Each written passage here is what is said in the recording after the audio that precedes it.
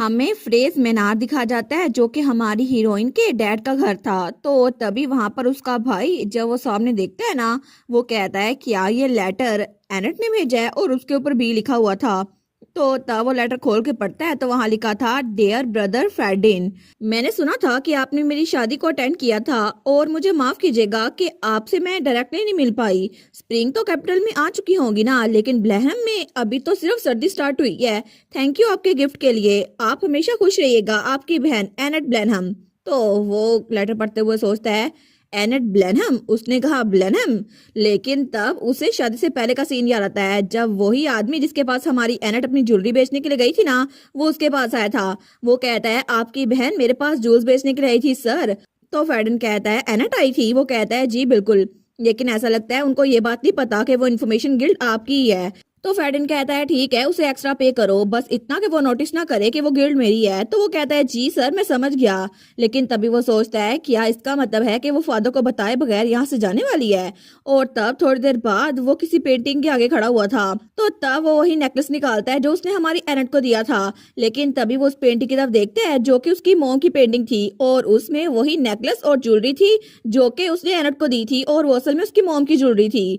लेकिन तब प्रेजेंट में वो उस लेटर को आग में जला देता है।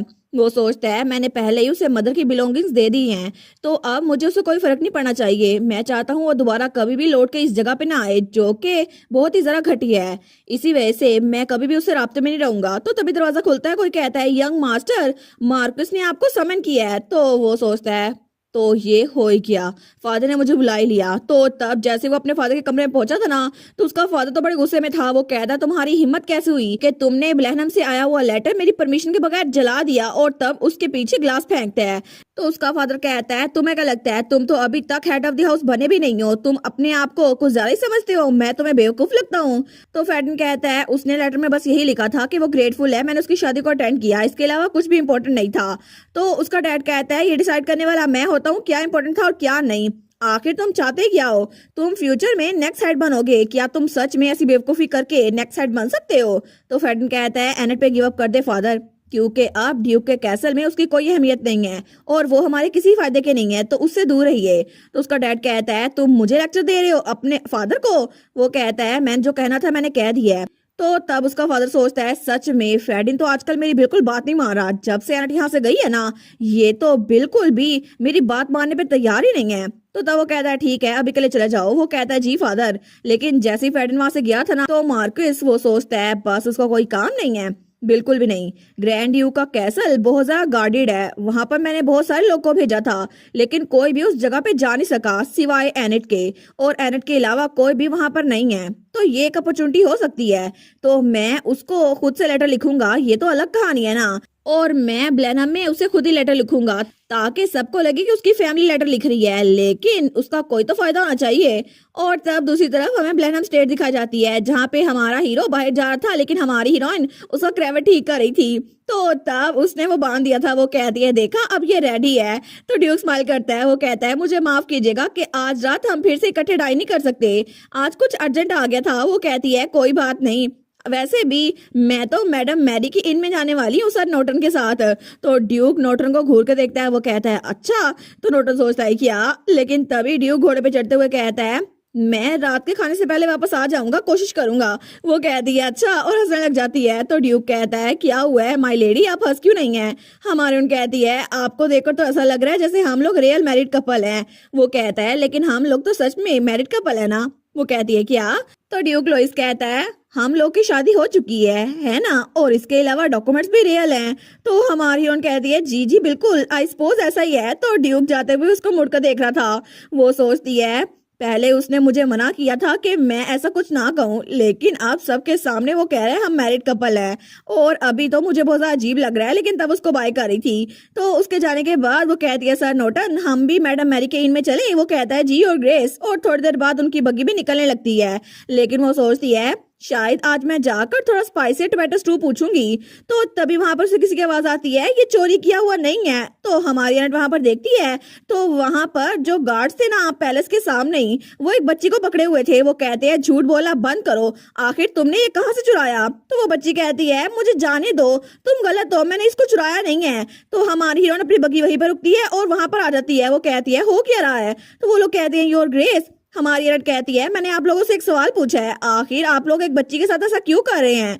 तो वो गार्ड कहता है योर ग्रेस, असल में इस बच्ची ने कुछ चुराया है जो कि हमारे महल से चुराया गया है, लेकिन ये बच्ची इस बात को मान नहीं रही और वो बच्ची तो डरी हुई लग रही थी। तो तब गार्ड उसको वो चीज दे देते हैं। वो वही लेटर्स थे जो हमारी हीरोइन ने लिखे थे। वो सोचती है ये तो मैंने प्रैक्टिस करते हुए लिखे थे ना, लेकिन आखिर इस बच्ची के पास ये क्या कर रहे हैं।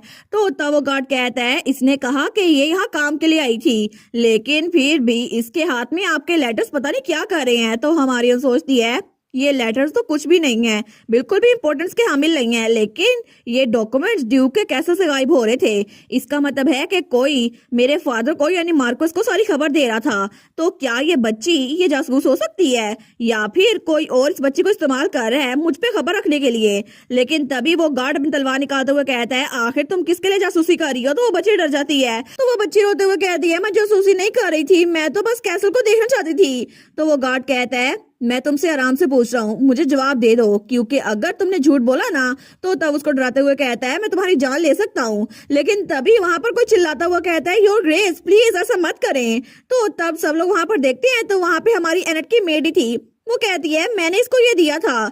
हमारी सोचती है क्या लेटा, ये तो मेरी मेड है ना। तो उसकी मेड कहती है मैं ही थी जिसने ये पेपर्स उसको दिए थे। और तब वो बताती है मैंने वो सारे लेटर्स अपने पास रख लिए थे अपनी छोटी बहन को देने के लिए। और थोड़ी देर बाद वो लोग वापस से महल में आ गए थे, लेकिन हमारी हीरोइन के सामने वो दोनों बैठे हुए थे। तो हमारी सोचती है मुझे लगा ही था ये बच्ची जानी पहचानी लग रही है, क्योंकि इसकी बड़ी बहन मेरे लिए मेड का काम करती है।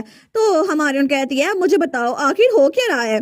तो लेटा कहती है असल में बात ये है, लेकिन तभी दरवाजे पे दस्तक होती है और हमारी डचिस के जवाब देने से पहले ही कोई वहां पर आता है। वो कहता है मुझे माफ कीजिएगा योर ग्रेस, मैं हूँ हेडमेड मार्जेला और उसके साथ 2 मेड्स और आई थी।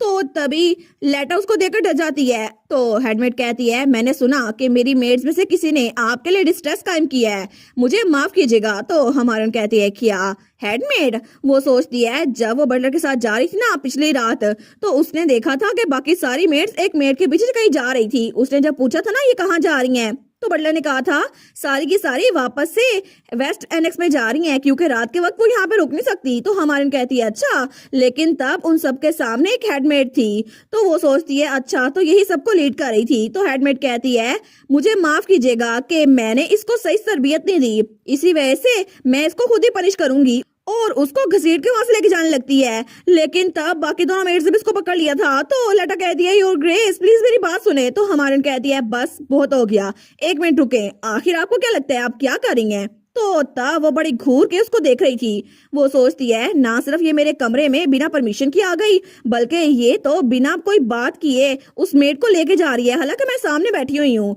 ये तो बिल्कुल ऑब्वियस लग रहा है कि ये मुझे नीचा दिखाने की कोशिश कर रही है। तो हमारी हीरोइन कहती है उस बच्चे की पनिशमेंट मैं खुद ही डिसाइड करूंगी जब मैं उसकी साइड की स्टोरी सुन लूंगी। तो वो मेड कहती है मेड्स को डिसिप्लिन करना मेरे अथॉरिटी के अंदर आता है, इसी वजह से योर ग्रेस मुझे लगता है कि आप मेरे रोल की बाउंड्रीज को रिस्पेक्ट करेंगी। तो हमारी हीरोइन को तो सर में ये बात लगती है। वो कहती है क्या। वो सोचती है मुझे पता है कि ग्रैंड ड्यूक से मेरी शादी सिर्फ नाम की हुई है, लेकिन फिर भी मैं ग्रैंड डचीज हूँ, क्या मैं नहीं हूँ। तो ये मेरी तरफ ऐसे क्यों देख रही है। और वो तो तंजिया मुस्कुराहट से देख रही थी, लेकिन हमारी सोचती है इसने मुझे समझ क्या रखा है, क्या इसको लगता है कि यहाँ पे मेरा बिल्कुल भी इन्फ्लुएंस नहीं है, तो ये जिस तरह चाहे मुझे ट्रीट कर सकती है, लेकिन इसने मुझे समझ क्या रखा है। तो तब उठ के उसके सामने आती है और कहती है रिस्पेक्ट तुमने बोला, लेकिन क्या तुम मुझे नीचा नहीं दिखा रही इस कैसल की मिस्ट्रेस को। तो मेड कहती है क्या। तो वो कहती है नहीं ऑफ कोर्स नहीं, आखिर सिचुएशन ऐसी कैसी हो गई, मैं तो बस ये कह रही हूँ कि ये काम मेरा था आपके आने से पहले। हमारन कहती है कितने मजे की बात है ना। तो वो मेड कहती है क्या। तो हमारन कहती है मिस्टर वार्टली। वो कहता है जी योर ग्रेस। तो हमारन कहती है मेड्स को डिसिप्लिन करने की अथॉरिटी किसके पास होनी चाहिए। तो वो सोचती है आई बिलीव इस हेडमेड के लिए ये वर्स्ट केस सिनेरियो हो जाए, क्योंकि जब मैं ऑफिस में काम किया करती थी ना, तो मेरा मैनेजर तो चिल्ला कहता था अगर मैंने तुम्हें कहा है ना कि मुझे कोई ऐसा ऐड चाहिए जो वार्म और कोल्ड एक साथ हो तो बस उसे करो। तो इस तरह मैं भी इसको यही काम कहूंगी। तो बटलर कहता है नेचुरली अथॉरिटी आपके पास आती है क्योंकि आप ग्रैंड डचीज हैं। वो कहती है ना? तो क्या कोई हेडमेड मेरी बात सुने बगैर अपने से फैसला कर सकती है? वो कहता है नहीं नहीं बिल्कुल भी नहीं, ऐसा नहीं हो सकता। तो हेडमेड कहती है मुझे पता है, मैं तो बस ये कह रही थी कि आपके आने से पहले। तो हमारे इंसान करते हुए कहती है मेरे आने से पहले, है ना? लेकिन मुझे लगता है आपको अपनी आदत बदल लेनी चाहिए क्योंकि अब मैं यहाँ पर आ चुकी हूँ। वो कहती है लेकिन हमारी उन कहती है क्या तुम मेरे अथॉरिटी को चैलेंज कर रही हो? वो कहती है मुझे माफ कीजिएगा, मेरी इतनी हिम्मत कहाँ। लेकिन हमारी उन कहती है जब मैं बोल रही हूँ तो तुम चुप रहा करो। वो कहती है जी और ग्रेस। लेकिन हमारी उन सोचती है देखा, इस तरह मैं बिल्कुल एक विलनेस की तरह एक्ट कर रही हूँ। लेकिन तब वो कहती है अगर तुम्हें कुछ और नहीं कहना तो तुम जा सकती हो। और उसके बाद वो तीनों मेट्स वहां से जा रही थी। लेकिन तभी हमारी उन कहती है ओ और मोरजेला। तो वो कहती है जी और ग्रेस। तो हमारी उन कहती है आइंदा जब भी मेरे कमरे में आओ ना तो परमिशन के बगैर मत आना। और मुझे लगता है कि तुम हेडमेड होकर बिल्कुल कटसी नहीं दिखा रही। वो कहती है मुझे माफ कीजिएगा। तो तब जैसे ही वो दरवाजा बंद करके वहां से निकली थी ना तो हमारी एनेट वापस से सोफे पे आके बैठ गई थी। वो सोचती है ठीक है, लेकिन मैंने तो बिल्कुल विलनेस की तरह एक्ट किया है। हालांकि मैं तो आराम से यहाँ पे जिंदगी गुजारना चाहती थी। लेकिन तभी वो दोनों बहनें भी उसको देखकर डर गई थी। वो सोचती है लगता है कि मैंने हेडमेड को अपना दुश्मन बना लिया है। तो तब वो चाय देखती है। वो कहती है टी तो पहले कोल्ड हो गई है। तो बटलर कहता है मैं इसको फ्रेश करके लेके आता हूँ। वो कहती है ठीक है, थैंक यू। वो सोचती है चलो अच्छा हुआ, चीजें काम तो कर गई। लेकिन तब बटलर के जाने के बाद वो कहती है अब मुझे बताओ आखिर हुआ क्या था? लेटा तो बड़ी डरी हुई थी। लेकिन दूसरी तरफ वो मेड जब बाहर जा रही थी ना तो पीछे वाली मेड्स कहती हैं सच में उन्होंने ड्यूक से शादी तो की है लेकिन अभी तक वो ड्यूक के साथ कमरा शेयर नहीं कर रही। उनको क्या लगता है वो इस कैसल की मिस्ट्रेस है? और वैसे भी उन्होंने कोई अचीवमेंट भी नहीं की। आखिर वो हेडमेड के साथ ऐसा बिहेव कैसे कर सकती हैं? दूसरी कहती है बिल्कुल, हेडमेड ने तो इतने सारे साल यहाँ पे गुजारे हैं। तो हेडमेड कहती है बस बहुत हो गया, तुम लोग ऐसे बातें मत करो, थोड़ी डिग्निटी दिखाओ। वो कहती है मुझे माफ कीजिएगा माई लेडी। लेकिन हेडमेड तो गुस्से में आ गई थी। वो सोचती है मैंने उसको अंडर एस्टिमेट कर दिया, मुझे लगा था वो थोड़ी देर के लिए यहाँ पर रहेगी। लेकिन तब उनसे कहती है ऐसा नहीं चलेगा। वो लोग कहती हैं क्या? तो हेडमेड कहती है मुझे जाकर उनको रिपोर्ट करना ही पड़ेगा। और तब दूसरी तरफ हमें फिर से हमारी हीरोइन दिखा जाती है जिसके हाथ में कुछ पेंटिंग्स थी।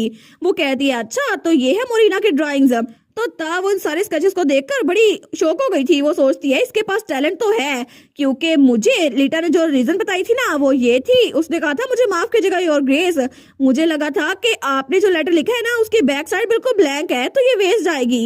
इसी वजह से मैंने अपनी छोटी बहन को ये पेपर दिया ताकि वो ड्रा कर सके क्योंकि ये पेपर बहुत हाई क्वालिटी का है। तो हमारी कहती है इसी वजह से तो मेरे प्राइवेट लेटर लेके गई थी। वो सोचती है आखिर ग्रैंड ड्यूक के कैसल में मेड को मुझे लगता है इतनी पे नहीं मिलती कि वो इतना पेपर बाय कर सके। तो लिटा कहती है मुझे माफ कीजिएगा माय लेडी, मुझे आपसे इजाजत ले लेनी चाहिए थी, मुझे लगा था ये इम्पोर्टेंट नहीं होगा इसी वजह से। तो हमारा सोचती है वेल ये इम्पोर्टेंट तो था नहीं ना, मैंने कितनी गलतियां की थी उस लेटर में और वैसे भी मैंने कुछ खास नहीं लिखा था। लेकिन फिर भी कैसल के डॉक्यूमेंट को बिना परमिशन के बाहर लेके जाना तो बहुत बड़ी गलती है, अब मैं क्या करूं? तो तभी मोरिना वो भी नीचे बैठते हुए कहती है योर ग्रेस मेरी बहन ने ये मेरे लिए किया था, प्लीज उसके बजाय मुझे पनिश करें। तो लेटा कहती है मोरिना क्या कर रही हो, जल्दी उठो, इसमें तुम्हारी कोई गलती नहीं है, प्लीज उठ जाओ। तो हमारी कहती है बस बहुत हो गया, मैं समझ गई हूँ मोरिना, तुम्हारा नाम मोरिना है ना? तो बच्ची कहती है जी और ग्रेस। तो हमारी हीरोइन फ्रेश पेपर निकाल कर उसको देती है। वो कहती है क्या तुम मेरे लिए कुछ ड्रा करोगी? तो मोरिना कहती है क्या सच में? जी बिल्कुल योर ग्रेस मैं करूंगी। और थोड़ी देर बाद हमारी हीरोइन रात के वक्त अपने कमरे में आ गई थी। वो सोचती है मैं तो थक गई हूँ, हालांकि मैं तो आज मैरी इन में भी जा नहीं सकी, मेरा टोमेटो स्टू। लेकिन तभी वो उन पेंटिंग्स को देखती है जो कि बिल्कुल रियलिस्टिक लग रही थी। वो सोचती है फिर भी मुझे आज कुछ मिल तो गया, वो बच्ची तो बहुत अमेजिंग इलस्ट्रेटेड बन सकती है और मुझे लगता है उसका टैलेंट वो वेस्ट नहीं जाना चाहिए। लेकिन तब उसका सर दर्द करा था। वो सोचती है इतना सब कुछ सोच सोच के मुझे चक्कर आ रहे हैं, मुझे लगता है मुझे बाद में ड्यू के कमरे में भी जाना होगा। लेकिन तभी उसको नींद आ रही थी और तब ख्वाब में कोई कहता है जल्दी करें और एरेंट फ्रेस को उसके क्राइम्स के लिए एग्जीक्यूट करें। तो हमारी हीरोइन के हाथ में हथकड़ियां थी और वो बहुत डरी हुई खड़ी थी। वो सोचती है क्या ये हो क्या रहा है, इतने सारे लोग और मैं हूँ कहाँ पर। लेकिन सब लोग चिल्लाकर कह रहे थे उसको मारो उसको मारो। तो वो दिल में सोचती है मुझे डर लग रहा है, प्लीज कोई तो मेरी हेल्प करो। तो तभी उसकी तरफ कोई बढ़ता है, वो उसके सामने पहुंच कहता है बेवकूफ लड़की, ये सब कुछ तुम्हारी वजह से हुआ है, तुम्हें अपने आप पे ब्लेम करना चाहिए। और वो जो कोई भी था उसकी येलो आइज थी जो कि रेड हो रही थी। तो तब वो कहता है ये तुम्हारा आखिरी मौका होगा। लेकिन तभी हमारी हीरोइन की आंख खुलती है तो वो डर के उठती है, वो कहती है क्या। लेकिन तभी ड्यूक उसके पास था, वो कहता है माय लेडी। हमारी सोचती है ड्यूक ये वापस कब आया। तो ड्यूक कहता है मुझे लगा था कि आपको थोड़ा रेस्ट करना चाहिए, लेकिन ऐसा लगता है आपने डरावना ख्वाब देखा, इसी वजह से मैंने आपको जगा दिया। तो वो कुछ बोल ही नहीं पाती।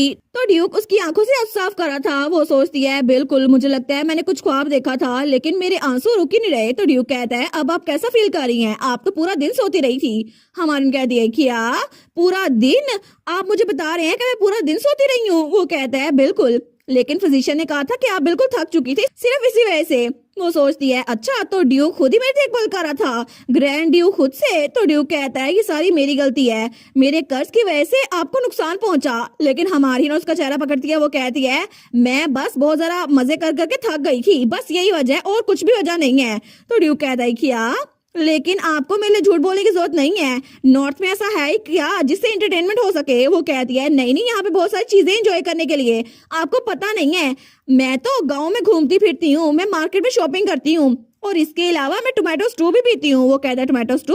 वो कहती है बिल्कुल ये किसी से कम नहीं है। और तब हंसते हुए कहती है योर ग्रेस मुझे सच में यहाँ पे बहुत अच्छा लगता है। तो ड्यूक भी स्माइल करता है।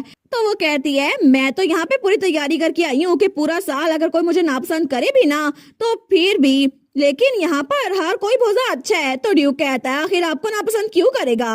और तब उसका हाथ पीछे करता है, लेकिन हमारी कहती है कोई ऐसा जिसने मेरी मैरिज प्रपोजल को बार बार रिजेक्ट कर दिया था। वो कहता है मैंने इसके लिए माफी मांगी तो थी ना, लेकिन फिर भी आप ग्रैंड चीज है, आपसे कौन नफरत करेगा। और अगर आपको कोई चीज तंग करी है तो मुझे बताए। तो हमारी हंसते हुए कहती है तो फिर क्या आप उनको डांटेंगे। वो कहता है बिल्कुल आजकल मैं इतना तो कर ही सकता हूँ ना, मैं उनको बहुत ज्यादा डांटूंगा। तो हमारी हीरोइन तो हंसी जा रही थी, लेकिन तभी वो ड्यूक की तरफ देखती है जो कि ब्लश कर रहा था। तो तब ड्यूक जाते हुए कहता है ठीक है तो आप रेस्ट करें, फिजिशियन ने कहा था कि आपको स्ट्रेस नहीं लेना चाहिए, ठीक है। तो हमारी उसको जाते हुए देखती है, वो सोचती है क्या ड्यूक तो सच में ब्लश कर रहा था, लेकिन क्या इसी वजह से लोग शादी करते हैं। और ड्यूक तो बड़ी जल्दी से वहां से जा रहा था और तब वहां से हालवे से गुजरते हुए उसका ओरा बिल्कुल बदल गया था। लेकिन तभी वो अपने कमरे के सामने पहुंचता है तो बटलर दरवाजा खोलता है, वो कहता है वेलकम बैक योर ग्रेस। और वहां पे डॉक्टर भी खड़ा था। तो ड्यूक कहता है आप मुझे बताओ कि आखिर डचेस वो अचानक से बीमार क्यों पड़ी और इस सब के पीछे वजह क्या थी, क्योंकि मैं नहीं चाहता कि मेरी वाइफ को दोबारा से कोई मसला हो। और इसी के साथ ये वाला पार्ट यहीं पर ख़त्म। तो आप लोग बताइएगा आप लोग को ये पार्ट कैसा लगा, और वीडियो को लाइक और चैनल को सब्सक्राइब लाजमी कीजिएगा। बाकी वीडियोस का लिंक भी स्क्रीन पर नज़र आ रहा होगा, तो काइंडली उनको भी चेकआउट कर लें। और thank you so much for watching my videos. Stay safe, bye bye.